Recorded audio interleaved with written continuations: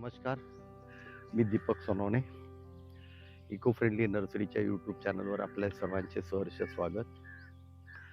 अ, आज आपण घेतो आहे रुद्राक्ष.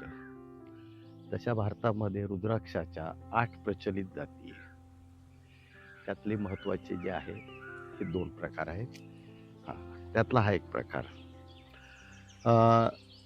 साधारण 20 ते 25 फूट वाढणारा हा वृक्ष आहे आणि याला जी फळं येतात साधारण 1 मुखीपासून तर 21 मुखीपर्यंत हे येतात. फळं येतात, बोरासारखी फळं येतात. ती सुकल्यावर त्याचं आवरण जे बारदानावर आपण घासलं ना की त्याचे ते मुखं मोकळी होतात. तर त्यातला हा प्रकार आहे. हा भारतामध्ये सर्वत्र येऊ शकतो. महाराष्ट्रातही आहे, बँगलोरला आणि हैदराबादला. जे लालबाग म्हणून एक बॉटॅनिकल गार्डन आहे, त्या ठिकाणी याची मोठी वृक्ष पाहायला मिळतात.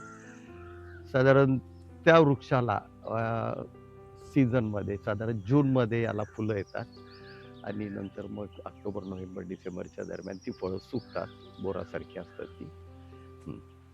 त्याला साधारण एक म्हणजे त्या वृक्ष मी जे बघितले आहेत ह्याच्यामध्ये लालबागमध्ये, त्याला साधारण एक पोतभर म्हणजे तेवढी रुद्राक्ष येतात.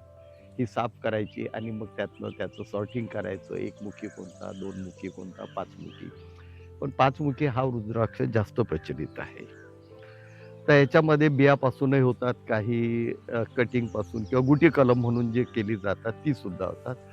हा जो लॉट आहे हा गुटी कलमचा आहे. त्यामुळे याची वाढ साधारण 15 ते 20 मीटरपर्यंत आणि याला साधारण 3 ते 4 वर्षामध्ये फळं येऊ शकतात. वृक्ष सुंदर आहे. भारतात सर्वत्र लागवड होते आणि शंकराचं जे याच्याकडे ह्याला जे म्हटलं जातं रुद्र म्हणजे शंकर. हे शंकरासाठी म्हणून वाहिलेली ही वनस्पती आहे.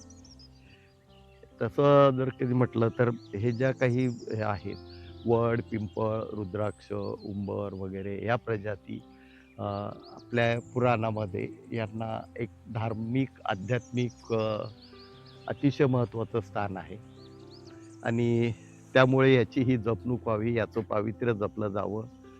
हां.